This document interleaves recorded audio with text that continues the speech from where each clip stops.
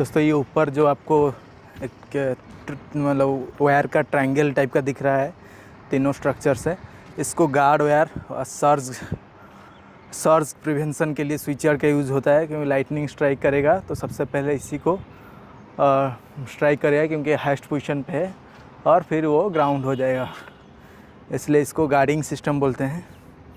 Surge के लिए ही होता है बेसिकली ये। तो सबसे पहले ये एक मीटरिंग पैनल है, एक 33 kV मीटरिंग पैनल है। ये जो है मीटर लगा हुआ है बिलिंग के लिए। और सबसे पहले जो होता है इसका केबल एंट्री हमको दिखा देता हूँ। इस साइड में केबल एंट्री हुआ है, एक केबल एंट्री हुआ है, और ये एक स्पेयर केबल है जिसमें भी पावर नहीं है, ये भी स्टैंड बाय में है। सिमिलरली इसका जो आउटपुट है, जहाँ से केबल सीटी, इसके अंदर सीटी और पीटी लगा रहता है और कुछ नहीं है इसमें, सीटी पीटी के थ्रू। और ये उसका जो सेकेंडरी टर्मिनल्स है वो इस मीटरिंग पैनल में आया हुआ है। और ये देख सकते हैं जो केबल निकला हुआ है यहाँ पे, ये ऐसे होके हम स्विच यार्ड की तरफ आपको लेके जाऊँगा अभी, वहाँ पे देखेंगे कि कैसा रहता है। तो फ्रेंड्स, हम एक स्विच यार्ड के बीच में खड़े हुए हैं और ये दोनों ट्रांसफार्मर हमारे यहाँ पे हैं, और जो जो इंस्ट्रूमेंट यहाँ पे लगा हुआ है मैं आपको सब दिखाऊंगा। सबसे पहले चलते हैं शुरुआत में, स्टार्टिंग पॉइंट से, जहाँ हमको मीटरिंग रूम के बाद मैं आपको अभी एक मीटरिंग पैनल दिखाया था, वो इस रूम है। और उसके बाद जो केबल आया था वो यहाँ पे आ रहा है। ये देखिए, ये आपको दिखाया था मैं, ये ऐसे होके यहाँ से एंट्री हुआ है। एक स्पेयर केबल है और ये एक जो केबल हमारा लगा हुआ है वो यहाँ पे लगा हुआ है। सबसे पहले ये सपोर्ट इंसुलेटर है, इसकी तरफ इसमें आया है, सपोर्ट इंसुलेटर हो गया स्ट्रक्चर। और ये है हमारा लाइटनिंग अरेस्टर। ये तीनों जो मैं आपको दिखा देता हूँ जूम करके।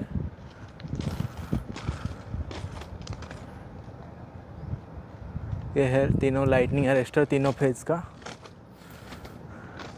और ये लाइटनिंग अरेस्टर का या सर्ज अरेस्टर का ये सर्ज काउंटर है। अब देख सकते हैं ये कितना बार सक्सेसफुली सर्ज को ग्राउंड किया है, यहाँ पे काउंटर है।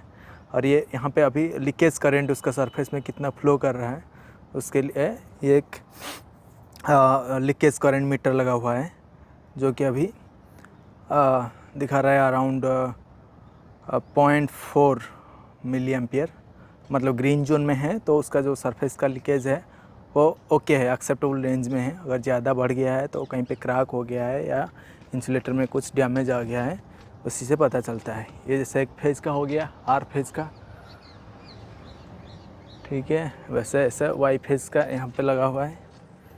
ये देख सकते हैं इसका 95 टाइम्स सक्सेसफुली सर्ज को ग्राउंड कर चुका है।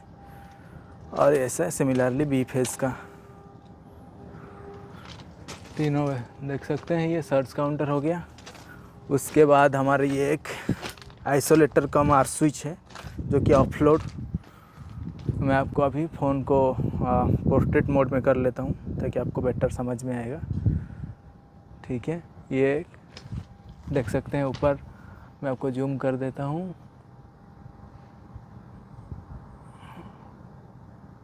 ये आर्म लगा हुआ है सीधा सीधा।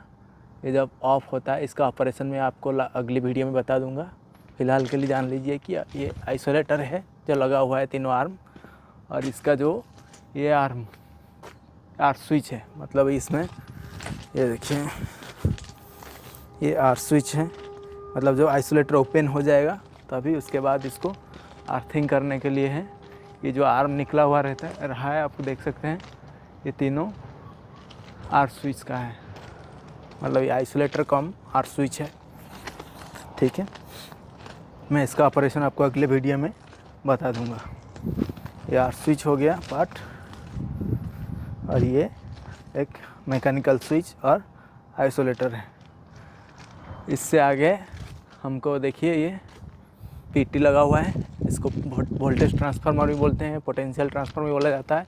ये पैरेलल कनेक्ट हुआ है, देख सकते हैं। इसका ऊपर से आपको जूम कर लेता हूँ थोड़ा, ये देखिए जहाँ से इन हुआ है वहीं पर से आउट हो गया है। ये देख के आपको पता लग जाएगा ये पीटी है, ठीक है।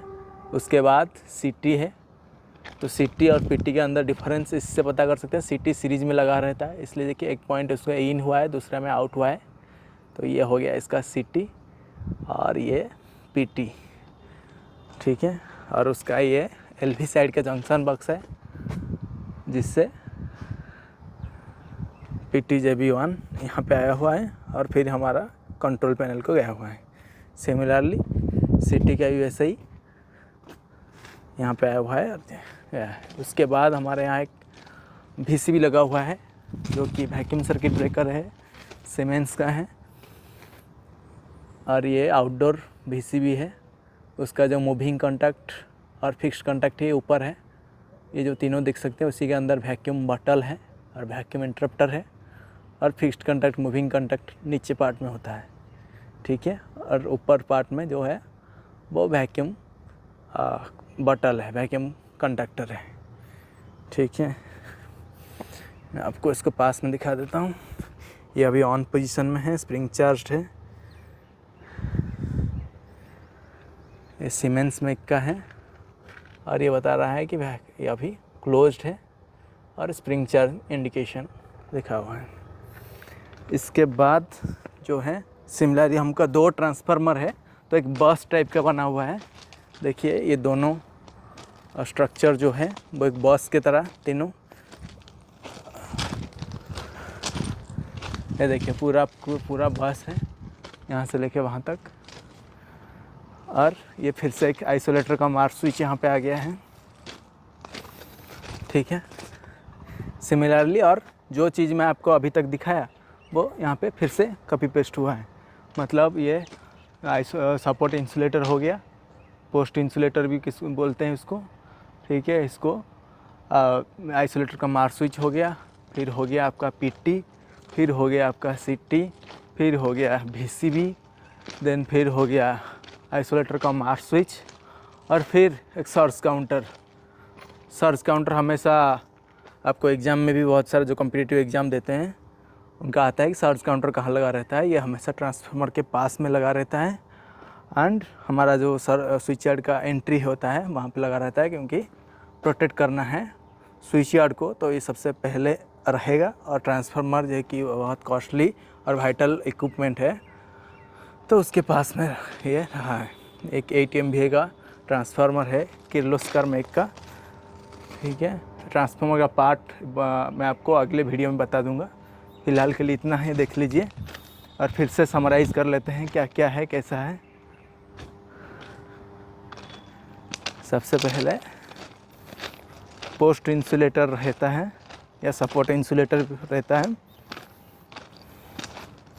ठीक है। उसके बाद आइसोलेटर का मार्क स्विच, फिर हो गया आपका पीटी, फिर हो गया सीटी, फिर हो गया VCB, फिर हो गया आइसोलेटर का मार्क स्विच, और फिर है ये एक सर्ज काउंटर, और ये ट्रांसफार्मर को चला गया। अगले वीडियो में दोस्तों मैं आपको बताऊंगा कि ट्रांसफार्मर के क्या क्या पार्ट होता है और उसका नेम प्लेट का जो सारा इन्फॉर्मेशन है उसका मीनिंग क्या है। तब तक के लिए हमारे चैनल को सब्सक्राइब कीजिए, लाइक कीजिए। अभी के लिए इतना ही, धन्यवाद। हमारा वीडियो अच्छा लगा तो चैनल को सपोर्ट कीजिए, लाइक कीजिए, सब्सक्राइब कीजिए। जय हिंद।